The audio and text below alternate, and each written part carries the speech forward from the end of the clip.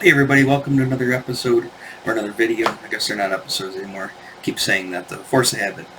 Um, so today we're gonna go back to 1984 again for another, at 40th year anniversary, and we're going to look at video games. I mentioned video games before. I have an arcade episode. I go check that one out.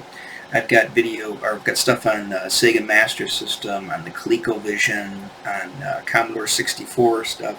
So go check all those out. But with this one, I'm going to specifically focus on 1984. It was a big year for games. A lot of classic games came out.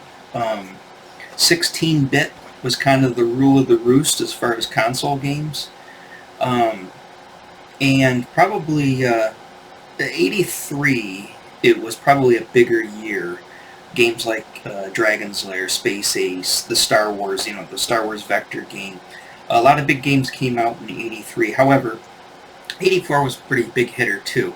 And the reason why I think 84 kind of was a big hit in arcades, especially in arcades, and to some degree on the console games and computer games, was just the ninja slash karate explosion. I mean, Karate Kid came out that year.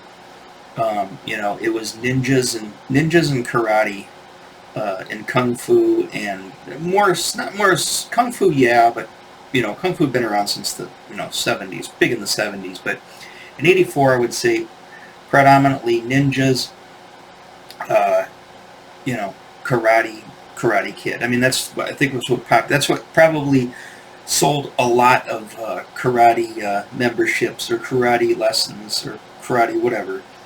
Uh, was that movie? I mean, that kind of got everybody into it. Sure, it existed for a while, but I think that really made it. It's just like Metallica being popular and Dungeons and Dragons being popular because of Stranger Things. All it takes is one blockbuster, whether it's a movie, a TV show, you name it, or something just going viral on YouTube or on the internet.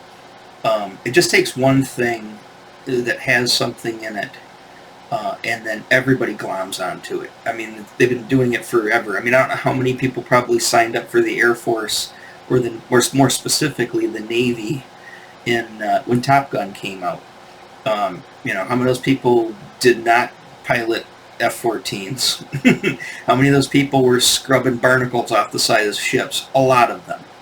But nonetheless, I'm sure if you were to go back and look, and I haven't done so, but I've just wagered a guess that if you looked at the enlistments for volunteer enlistments for the Navy, and I believe it was 85. Yeah, it was 85 or 86. I can't remember when. 85 when. So we'll talk about it next year. But 85 when Top Gun came out, I would say it probably it just shot through the roof. As soon as Tom Cruise popularized being cool and being a fighter pilot, everybody and their brother, thought they could be a fighter pilot until they realized I don't have 20/20 vision. I'm not that smart, and I'm not in that great a shape. You're scrubbing barnacles or you're swabbing decks. You're doing a lot of the underling stuff. But for video games, I think the kung fu, the karate, and again I keep saying it, especially the karate and the ninja thing. It was huge. Um, Fighting in general, I guess the games kind of started to get popularized then. We'll talk about a few of them, including a very, very famous boxing game that I remember vividly going to play at Aladdin's Castle in 1984. I remember all of these games when they came out. I mean, I remember all the games. I've been going to Aladdin's Castle. That was the primary arcade.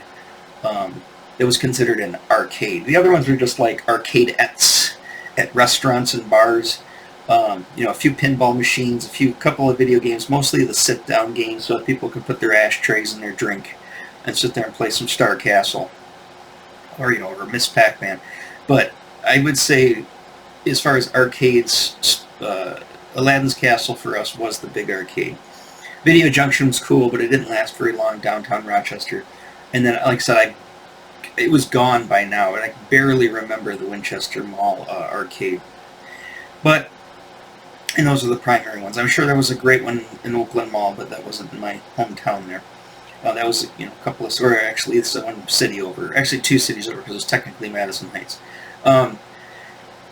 But, and I don't know if the Lakeside Mall had a, I know they had a Tilt in the 90s, but I don't know if they had an arcade in the 80s. I know they had the Hydro Tube, which was the inside water slide, which became Tilt, a 2-story arcade, because it was a 2-story water slide. And then I believe before that was ice skating. It was roller rink for a while, and then I believe it was an ice rink. But I don't think it became an arcade till the 90s. And that was pretty much the whole area. But for me, Aladdin's Castle was it. And like I said, I've been going to Aladdin's Castle since, probably since it opened at Meadowbrook Mall. So I was there for all of the first-gen games. And again, it's 1984, so now I'm going to be turning 11 this year in 1984. Not now. I wish it was now. But and these are there was pretty much 4 big name games. I can't remember them all. Well, we're going to go over some of them. I'm going to use Wikipedia as my point of reference. And again, Wikipedia in this case seems a little sketchy. I think a lot of people have added to this Wikipedia, and I'm not saying people didn't get their facts straight, but it's just the organization of this particular page is really wonky. I think it's being created by probably young people or people of my generation who have grown up with access to all the Japanese games and the UK games, and probably people from Japan, probably people from the UK.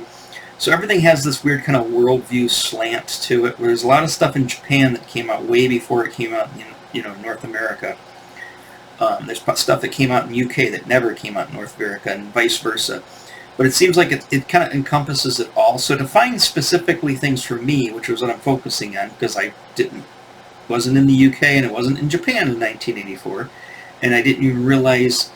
I mean, I knew about the countries, but I didn't realize that a lot of this, there was other stuff till the 90s, maybe late 80s, 90s. So at this time, we're going to focus on the stuff in the U.S. So let's switch over now to that site. Here, I'll try to. Where should I put myself? I think it's a better fit over here. Yeah, I'll just put myself up here because we can kind of stay above. I keep losing my pen here. Stay above the main part I want to talk about. Sorry, it's been a Monday morning, to say the least. Got a bad case of the Monday mornings. It's not morning now; it's afternoon, and I've taken a break from my other job to do this for a little while, and then I'm going to relax and have some dinner. But for now, let's go through this. So let's look at highest grossing arcade games, and this is primarily Japan. So let's skip all of this because, like I said, none of this stuff, this stuff I might have came out in the U.S., but I don't believe it did. Otherwise, it would say Japan and U.S., which I don't believe it does here anywhere. So let's skip that. Let's go specifically, and as you can see, there's not a lot here. Let's go, because some of these are all, like Dragon's Lair obviously is 1983. Space Ace, again, it was a big year of the previous year. Space Ace, the Star Wars Vector game, Astron Belt, which Astron Belt was such a cool. I remember when this came to Aladdin's Castle, such a cool game. I know I don't want to talk about it as much because it's an '83 game, but this game was so cool. It used like video footage in the background. It had like this 16-bit or 8-bit or whatever, a little ship that would fly, and that's what it'd do, like the effects. And then they would run it through, and a lot of these screens, as you can see, that one there, it's flying right here, is flying over the where it's flying over here. That is the scene from, I don't know if you remember the Genesis video that they showed in Star Trek II, The Wrath of Khan. Remember when they're like What Genesis? What is Genesis? Genesis is life from lifelessness. Anyways, when they show the video and they show like that weird thing coming up, all of those videos they used in that were in this game. It was really cool. I had forgotten the name for the longest time, so now we know it's Astron Bell. The Nintendo game versus tennis for Nintendo. Here's the thing. We'll talk about that when we get down to the home systems. As you can see right here, Nintendo, the first Nintendo, the NES, was out in 1983 in Japan only. So it didn't come to the United States until 1986. So it took 3 years to get here. So we're not going to talk about it because it hadn't come out yet over here. Again, if you're watching this from the UK, your mileage may vary. If you're watching this from Japan, which you're probably not, your mileage is going to vary because you had the Nintendo in 1983, as we didn't. But let's go for arcade games, specifically in the United States. So the first one that pops up of note is Track and Field. I remember this came out. I wasn't huge into it. It was a Konami game. I wasn't huge into it. It obviously it came out in Japan prior in 93, but it came out over here in 84, and I believe, yeah, they licensed it. The Japan release sported an official license for the 1984 Summer Olympics. In Europe, the game was initially released. Blah blah blah. Well, we won't go into the detail on that game, but yeah, that came out. It was fun. It was okay. Wasn't a huge fan of it. I played it a couple of times, but it wasn't at the time. It wasn't pushing my buttons. Spy Hunter, on the other hand, that pushed my buttons. Remember, cars. You put a cool car in a game, or in a movie or a TV show, I'm sold. So you got this cool spy guy. He's a spy hunter. I guess he hunts spies, so he's not technically a spy. He's a spy hunter, or he's a spy that hunts. I don't know. I guess we could check. I guess we can go to this page. Let's go to this page and see what pops up for the spy hunter. As you can see, there's some game screen of it. It's a vehicular combat action game.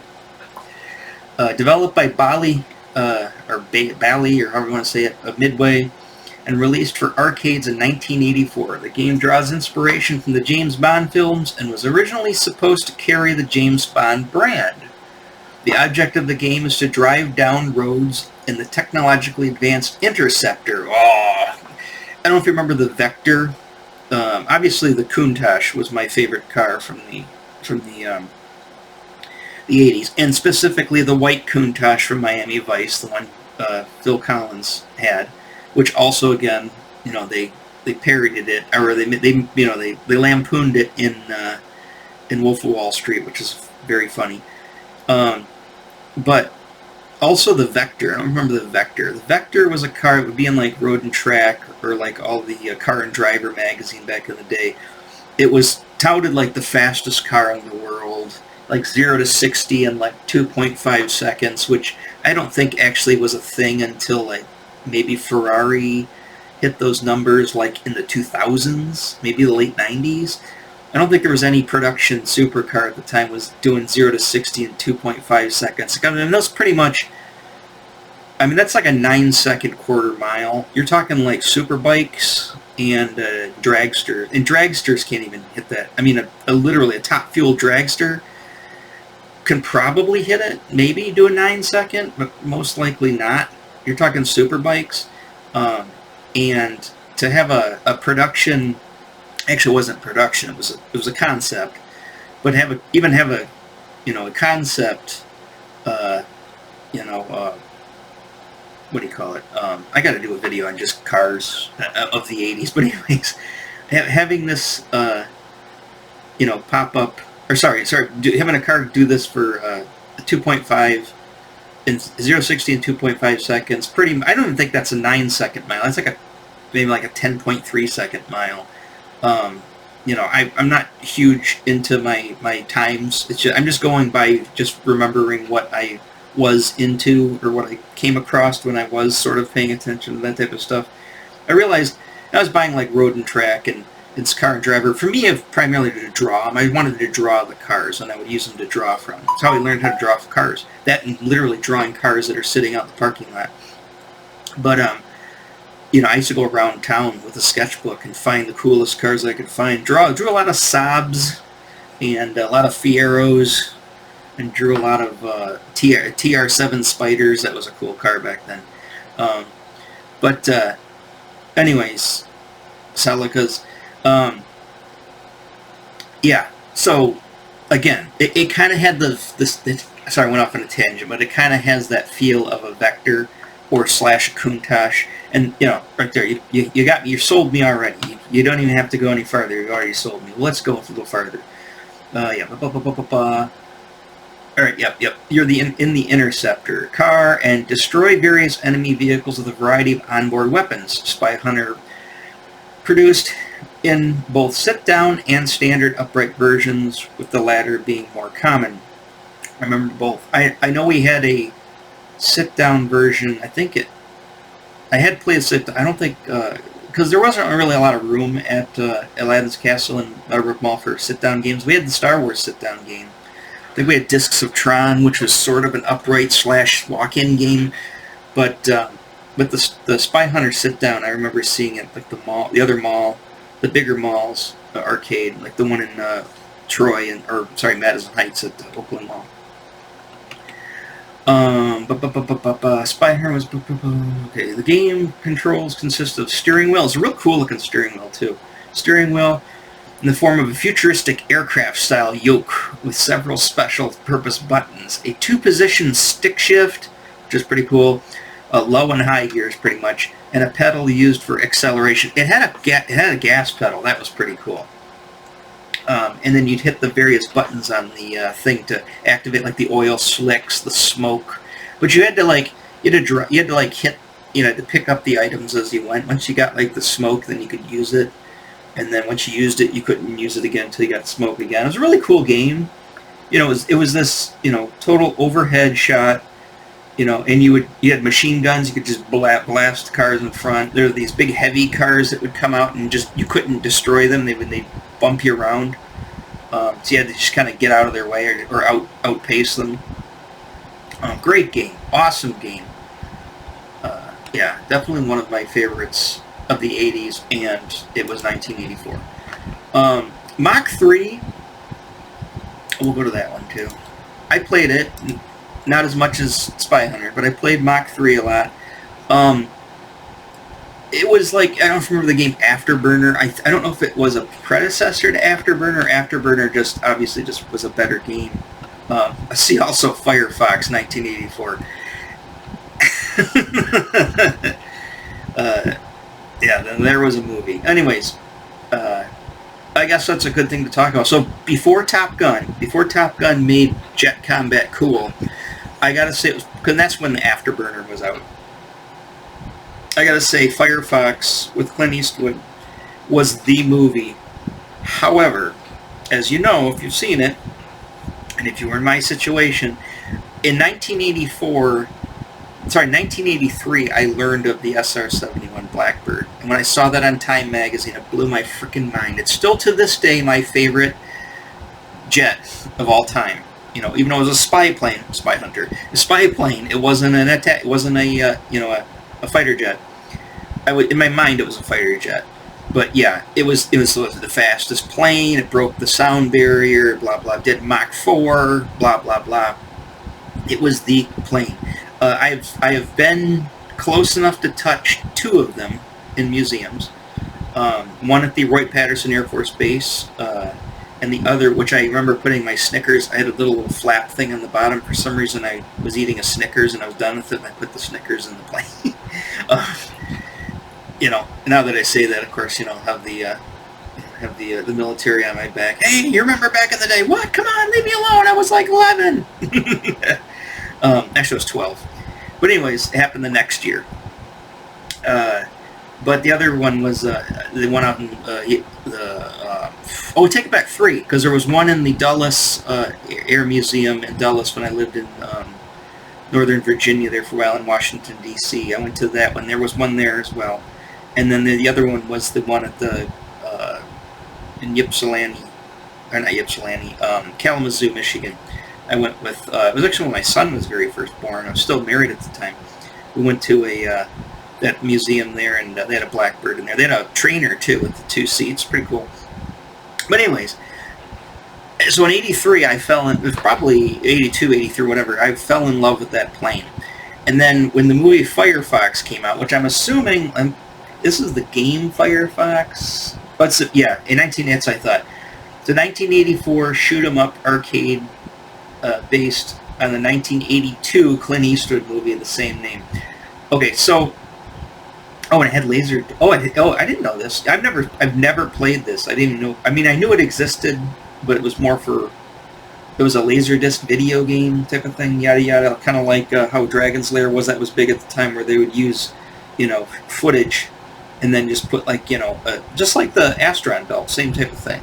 And again, Astron Belt, in a roundabout kind of way, is you're a space fighter as opposed to a jet.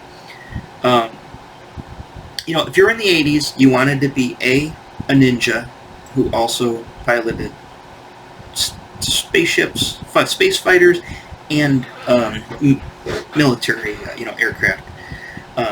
If you, in your perfect world, you were a ninja, they could do that. You could fight your way, blast through planes, and when you land, you got out of your plane and you ninja'd everybody. Right? So, but again, back to the Firefox. So, if you watch Firefox, it's like a 2-hour long movie. It's pretty much a drama, or like an espionage kind of thriller suspense drama. The plane, which is totally kick-ass, which was right there, which is basically like a cross between a Concorde and a SR-71 Blackbird. The plane doesn't show up until like the last 15 minutes of the movie, where he steals the plane, Clint Eastwood, and then has to get out of Russia, I believe it was, and take the plane with him, and a bunch of planes try to take him down, and he outmaneuvers them. That's like the last 15 minutes of the movie. So you got an hour and 45 minutes roughly of just jibber-jabbering and adults doing adult things. But it's one of those things like Jaws. So wake me up, Dad, when the shark shows up, because you just want to see the shark eat people. Same thing with that movie. I just want to see the airplane. Don't care about the rest of the movie. And I've tried to watch Firefox as an adult, and it bores the piss out of me until the plane shows up. Even as good as Clint Eastwood is, and the movie's actually pretty decent, I still am bored until the plane shows up. Okay, back to Mach 3. So, Mach 3 came out, right? Great game. Now any screenshots of it? Huh. It was a laser? It's funny. I guess it was a Laserdisc game. A shoot-'em-up Laserdisc game. Okay, so it's just those arcades. Interesting. Laserdisc video games. I'm just curious. Bear with me here. I'm just going to open up a video here. Another thing. Do they have a list of... I'm more focusing on arcade games, not really console games here. The decline. I got to read into this. Okay, so Laserdisc games. Obviously, they probably talk about... Yeah, full motion video, blah, blah, blah, anime, blah, blah, blah, blah, blah. I'm sure they'll go into... Yeah, I think they mentioned it here, Dragon's Lair. Where did I just see that? Dragon's Lair. Okay, which came out the year prior. So, all right. Now that I'm thinking about it, and I guess now that I think about it too, and without seeing any screenshots, yeah, it was a Laserdisc video game. I guess that's right. I mean, I know Astron Belt was, and again, I never got to play Firefox. I mean, if they had Firefox at frickin', oh my god, that would have been insane. They had that at Aladdin's Castle. It still wouldn't maybe like the movie anymore. Anyways, so we can kill that one. Let's kill Mach 3. Let's kill Spy Hunter. Let's go back to this. So we got two of... Pretty much there's 4-ish games that came out that year that were hot. And of course, the last one here, I don't know if you've ever played this one, but this game was hot. And I loved, I pretty much became a Rocky fan. Sure, I mean, I saw the first 2 movies, but I saw them later on cable. I didn't see the first 2 Rocky movies in the movie theater, but I did see Rocky 3 in the movie theater, which I believe was prior to this, which was 1983. You know, when yeah, because it didn't show up in my movie thing. I think Rocky 3 came out in 83. It might have been 82 even, now that I think about it. Firefox and Rocky 2, or Rocky 3 with Clubber Lang. I pity the fool. What's your prediction for the fight, Clubber? Pain. I love that movie. They put a nail in his glove and he cut my eye open. Sorry. Oh, don't get me going on Rocky. If Rocky 4 comes around, oh my god, I'm going to have to make a video all into myself. Because Rocky 4... Sorry, I can't do it. Gotta save it. Save it up. Save it. Anyway, so Punch-Out comes out, right? Punch-Out comes out in 84. I loved the game. I could not play it for shit. I could beat Glass Joe, as you can see right here. Glass Joe! Body blow, put him away! I put him away. But the second fighter was Bald Bull, and Bald Bull would kick my ass every goddamn time. And I don't know how many quarters I pumped into it trying to beat Bald Bull. I could never get past Bald Bull. Until I think once I got past Bald Bull once, got him down for the count out, and then just got obliterated by the next guy. I can't remember who the next guy was. Now, when the game came to Nintendo, it was called Mike Tyson's Punch-Out, because Mike Tyson was big at the time. And so, at the end, the very end of the game, you'd fight Mike Tyson. I can't remember. Or is Bald Bull the main guy in the end of the first one? No, it couldn't have been. Well, does it have a thing? It should show the... It'd be nice if they show it. There's some guy playing right there. Punch-Out. I'm just curious, who was the main guy at the end?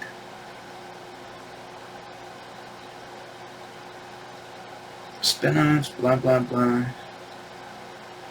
Damn it, they don't say it. They probably I'm sure they mention, what do you call it, Mike Tyson's Punch-Out when it went to the console system for Nintendo. But anyway, regardless, was it a Nintendo game, or at least one of the... Who did it? Designer. Who's the publisher? Nintendo. I guess Nintendo. Okay, yeah, it says it right there right in the cover. So Nintendo was the publisher for that one. That was a Nintendo game. Yeah, great game. I loved it, but I just sucked at it. And I eventually learned how to beat even Mike Tyson once I got it on NES. But until then, I would see it, and I would see that, the green, weird wireframe of your guy, and it's just like, oh, I want to, the Challenger, and I wanted to do it. Body blow. Such a great game, but like I said, it would just piss me off playing it. Now this, I'm sure a lot of people can relate to this. Here's the thing about arcade games in general. I probably mentioned this in my arcade video, but arcades were hard. Very hard, right? And obviously there's no saves. There's no checkpoints. I think some games had like primitive checkpoints. But there's no saves, there's no pause. You gotta pee, you're screwed. If you run out of quarters, you're screwed. And not even a lot of games had like the put the quarter in to continue where that was a later thing. It was like a 90s thing. Back in the 80s, especially 84, if you got punched out, you started again at Glass Joe when you put your next quarter in. So it was very unforgiving. And it was probably the hardest time for video games, but that was my biggest joy. I mean, not my biggest joy, but I mean, as far as video games, it's, to me, to this day, you could take all the console games you want. I mean, I love the Sega Master System. You could take all your console games and you can keep them. For me, it was all about the arcades. And like I said, that's why I'm sure, like, the 1-Up games, they got all the little guys here, and they got the full-size ones. They have a 1-Up Dragon's Lair. I don't know, I probably mentioned that.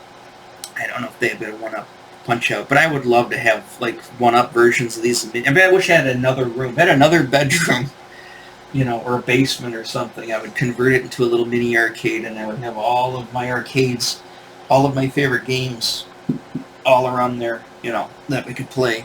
You could sit there and play in there. Play some Journey, sit in there and play. So yeah, sorry, I'm going into my last video on arcades, how I have all these pipe dreams of owning my own arcade, living like Flynn above the Flynn's arcade.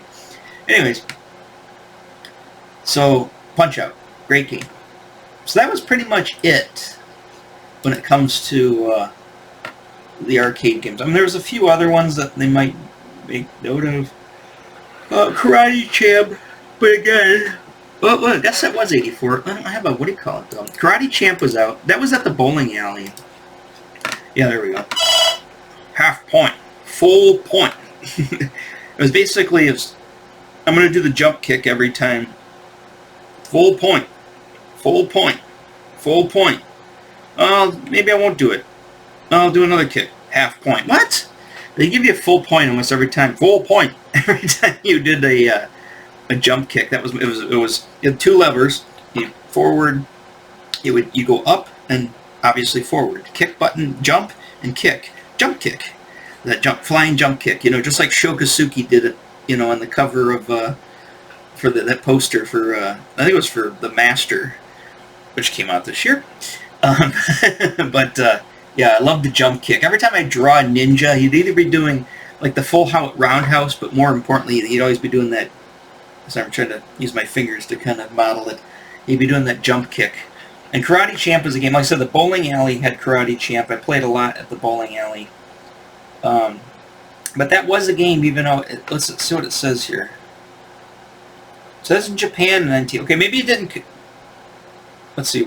Apple worldwide release. Oh yeah. Okay, so it was out. It says Japan 1984 in May, and then September is a worldwide release in 1984. So Karate Champ was out. Just want to gotta save that one for the thumbnail here. So Karate Champ, full point. And then what else did we miss anything? I don't know what that game is. That's more of that 10-yard fight. 83. Capless. That's a video game. 1984 fixed shooter.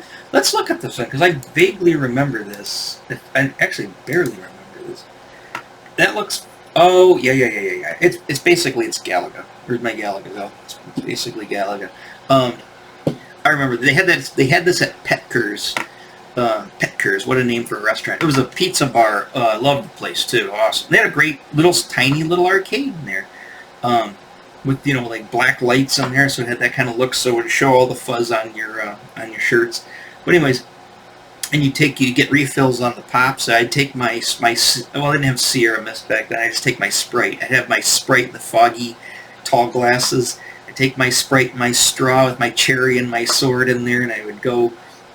Swagger into the little arcade as your dad's sitting there at the table, probably flirting with the waitress that's half his age, if not a quarter of his age. Anyways, and no, it couldn't be a quarter of his age. At the time, she'd only be 11 years old, half his age. Anyways, he'd be out there drinking his beer. You'd be in there with your kitty cocktail, sitting down at the, either Star Castle, or in this case, you'd have to set it on the table behind you, grab the bar stool, pull it up, throw your quarters in, because your dad give you a few quarters, and you play yourself some Gapless. I didn't know it was called, that was the name of it. I thought it had a different name, but I definitely remember the game, because I thought, again, Last Starfighter came out, right? And I thought that the ship just looked just like a Gunstar. It's like, doesn't the ship look a lot like a Gunstar? Again, here we go. We're right back to my other argument. Ninja, who also pilots a starfighter / military fighter jet, right? Which is essentially, it's just a fighter jet in space, is a starfighter. The Gunstar, right? It's 1984. It's when Last Starfighter came out. Like I said, this is all This is just priming the pumps for Top Gun. I mean, if you were like me and a kid, it's just like, okay, I'm primed on being a ninja. I'm primed on being a karate champ. Being the best. So anyways, and then also, beat up all the bullies and stuff because karate now, which never was the case.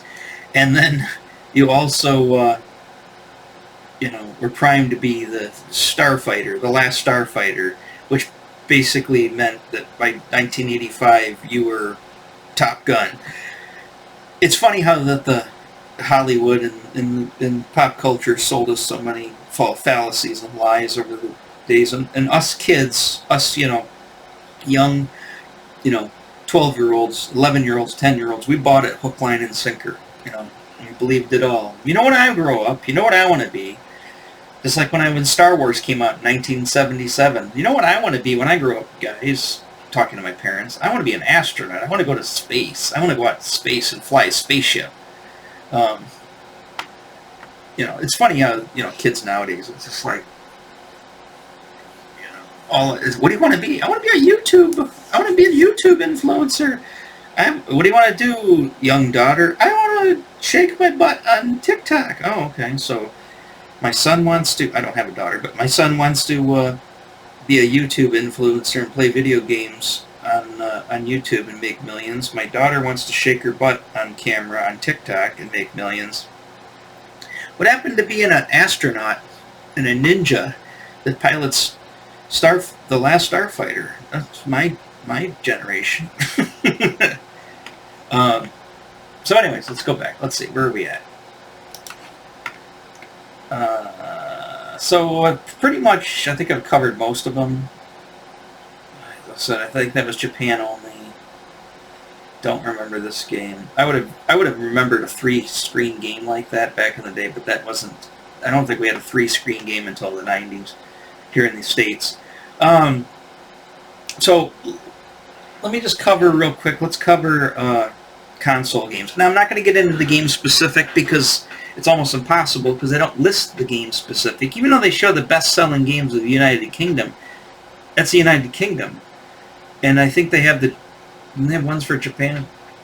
I can't remember. But anyways, so the number one ranked console game sold in 1984 was the NES, but only in Japan. So it sold a lot of units in Japan. It was big over there 3 years before us. They got anime before us. They got Nintendo before us. These are Japanese companies too.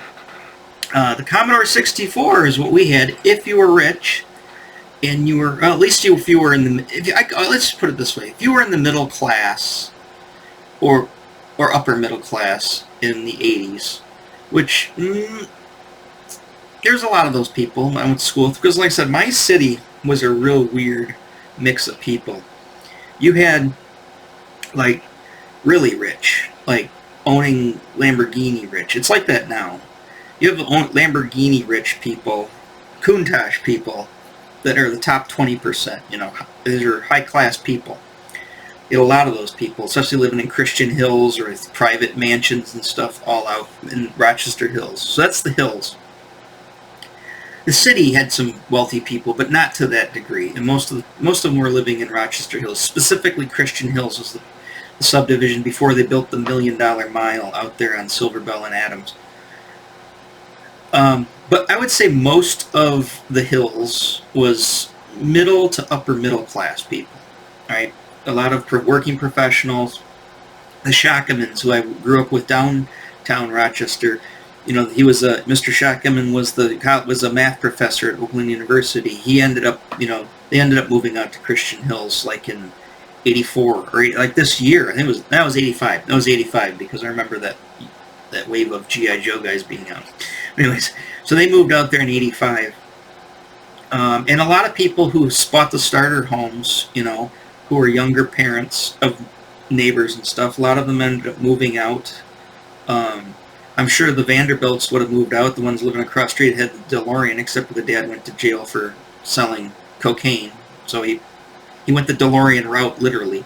And I don't know what happened to that family.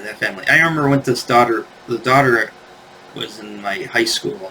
They had a fucked up family. Anyways, but they were like the rich family in our subdivision, and obviously they were rich for a reason. I don't even know what he did for a living outside of deal cocaine. But anyways, so I would say the Commodore 64 was pretty much for middle class people, and I guess just computers at that time. I would say like the Shackamans. Mr. Shackaman had the Apple IIe. I would say that the Apples were pricier, obviously, so you had to be kind of up there and so you had to be upper middle class to have an Apple. I think the Macintosh, the first gen Macintosh thing came out in '84. I know my sister was in college at the time. This would have been her. Well, at the time, she'd still been a freshman, but this would have been her freshman / sophomore year in '84. And I remember one of her sorority sisters had an Apple Macintosh, like a first gen Macintosh in their sorority house. So, pretty much the Commodore was the computer for your middle class family. And if your middle class family was smart, with a dad who's either an engineer or some type of, smart guy, what do you call it? There's a lot of engineers that lived in Rochester. Still are, because of the tech center, Chrysler Tech Center is right around the block. My friend Keith was, I want to keep naming names, but he's been an engineer for Chrysler for a very long time. Anyway, so if you had a smart dad, and you guys were middle class, and your kids are relatively smart, you probably had a Commodore, just like the Johnsons that I went to Boy Scouts with. Joel and Matt. Sorry, I keep naming their names. I want to kind of, I want to give these people some privacy and not mention their names. It's not like you're going to track these people down anyways. But anyway, the Johnsons, they had the Commodore, and they had the Commodore 128. They had a lot of the games. Or you could have been me, who was... Well, it was weird, because we're still... at 84, this is before my dad sold the house. Or my mom and dad sold the house. Actually, it was 85 when they finally sold the house. After the divorce got finalized finally, and I think 84. And then they ended up selling the house in 85. And up until that point, we still sort of lived a middle-class life. Kind of. Like I said, my dad was making bank between,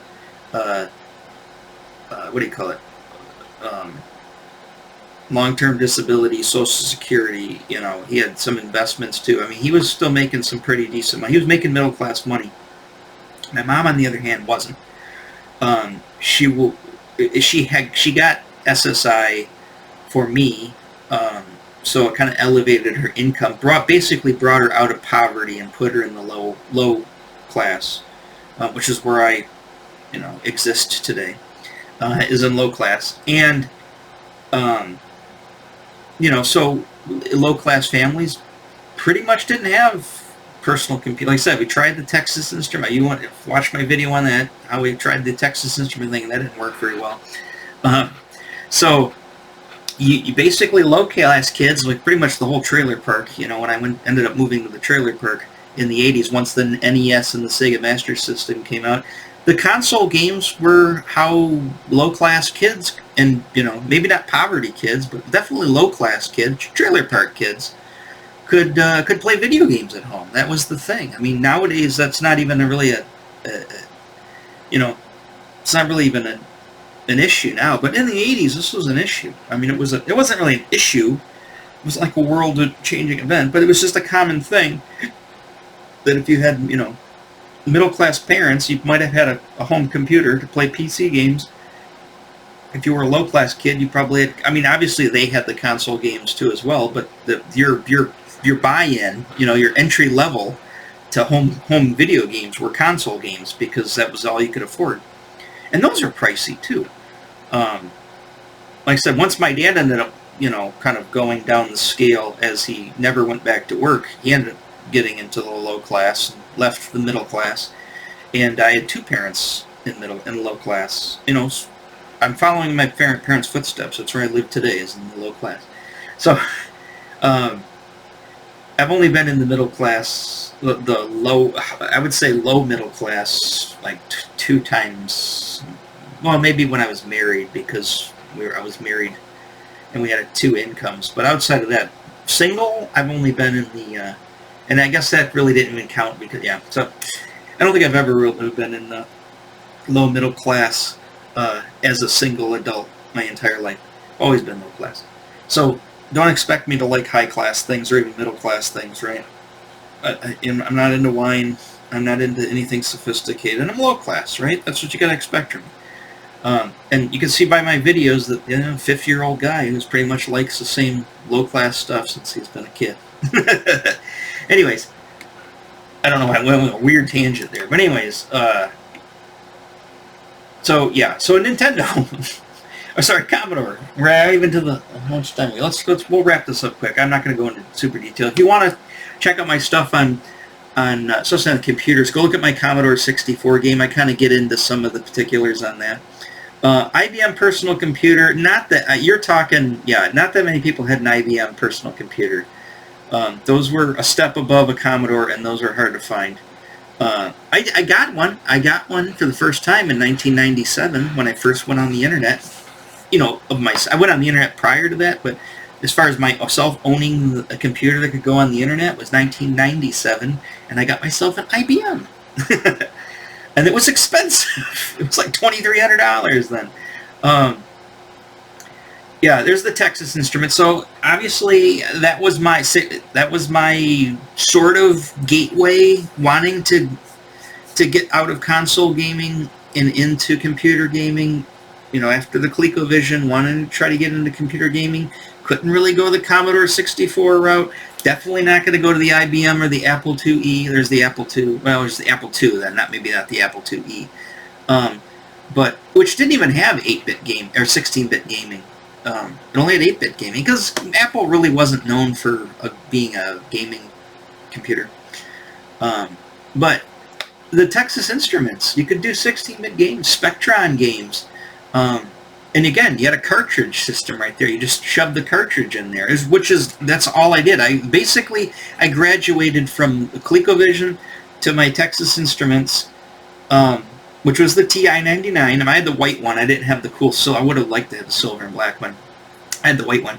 And I had a few games that I could play cartridge. I did end up getting a controller, which totally sucked.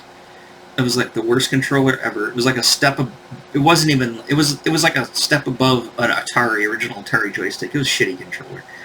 ColecoVision, much better controllers.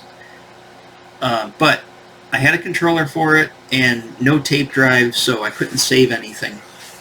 Supposedly you could save your game progress from the cartridge games with the tape drive, but I couldn't get that far because that was the breaker. Was they give you the system was less than $100, but that tape drive, as we saw in the Christmas catalogs, $200-300 the tape drives. If you got a disk drive, you're really living high on the hog. But the disk drives are more IBM and the Apple. Although the Commodore did end, the 128 the 64 had a. Actually, I think they did make a 64 disk drive too. The literally floppy disks, the 6-inch disks. Don't know what that computer is. There's the Macintosh. Well, actually, that's not a Macintosh, but that's just an Apple MacBook. But the Macintosh, the first-gen Macintosh just came out then. Like I said, I saw one at well, of course, you go to University of Michigan, sorority at University of Michigan. All these all my sister's friends were all upper, they were all high middle to upper class people. All of her friends, and her one friend from high school, obviously his dad was a project, like he was a big head honcho at Chrysler in engineering. So of course all those sorority kids are all gonna, and all those U of M kids are gonna have whatever the top of the line stuff was at the time. Again, I wanted to get the Atom. Was that say 84? It doesn't say. It was just it was just the number 9 selling. So yeah, the Atom was cool. Again, you ran into the same problem. Although I think the Atom came with the tape drive built in, but it was still expensive. Didn't go the Atom way. Wanted to go to the Atom way, couldn't. As again, watched my video on ColecoVision, and then I'd never seen. I've seen this like on videos and stuff or pictures, but I've never seen this in real life. This is basically the first Sega. This is the predecessor to the Master System, which the Master System, I believe, if it's judging by the Nintendo, I'm assuming the Master System probably came out in like 85 in Japan, and then because obviously this one was out in 84. But and then 85, I think the Master System came out in Japan, and then a year later we got it in the States. So that was my still, next to the ColecoVision, my favorite console game. So, like I said, I'm not going to get into all the games because there's too many to mention here. We're already coming up on the hour. So again, I primarily wanted to talk about the arcade games. Because again, the arcade games are accessible to anybody. I mean, you could even be living in poverty. You could probably scrape together $1 with the quarters. That might be all of the money you have for the week, but you could scrape together $1 in quarters. I don't know why I'm relating this to class. I guess I'm on a tangent or whatever. I got an axe to grind, obviously, chip on my shoulder, as it were. But yeah, the arcade was anybody's game. Anybody could go to an arcade, and anybody who had a few quarters in their pocket could play an arcade game. And again, a lot of those people, obviously, when console games started to come out towards right around this time, that's when people started to, they would still go to the arcade to play the nice fancy games, and then they could come home, and then if they had the money, they could play 16-bit games. Most of the time, probably playing 8-bit games, that's how it was in the 80s. And in 84, that's exactly how it was in 84. Like I said, I didn't get that. You know what? Now that I think about it, the Christmas of 84, I think, is when I got that Texas Instrument, the TI-99. I think that was the Christmas of 84. It had to have been. It had to have been, because... Yeah, it would had to have been, because I was still in... what do you call it? I was still in Mr. Camley's class, my 6th grade class. It had to have been, because I didn't remember going to get the book to do the programming and stuff. All of that stuff happened... most of that stuff happened early 85, but I mean, I got that. That's when I got that, was Christmas of 84. Now that I think about it, yeah, it couldn't have been Christmas of 85, because I would have been in junior high at the time, 7th grade at West, and I know that wasn't the case. So, yeah, and that's when I remember, that's when also the Commodore 128 came out, because I'd walk over from West and go.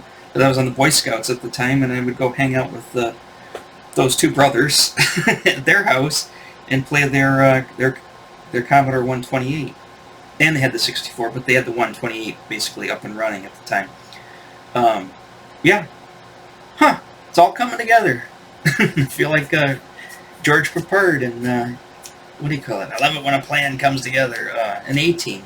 More so, I love it when all of the pieces are starting to fall in place. This is why, one of the reasons why I'm doing these videos too, is I'm kind of recollecting my past. This is a cathartic thing for me to do, to be able to make. I love order and structure, and putting order and structure into my past, so it makes sense in my brain. So I can get it all down on videotape, on video, I'll share it with the world. But at the same time, a lot of these videos really are for me. And maybe my son, as he gets older, will watch it, and he watches them now, is I kind of want to put all my thoughts and all my recollections before my memory starts to go in some kind of, archive, so I can remember this stuff. And it's getting this stuff firmly into place, or at least a close approximation of what happened back in my personal history.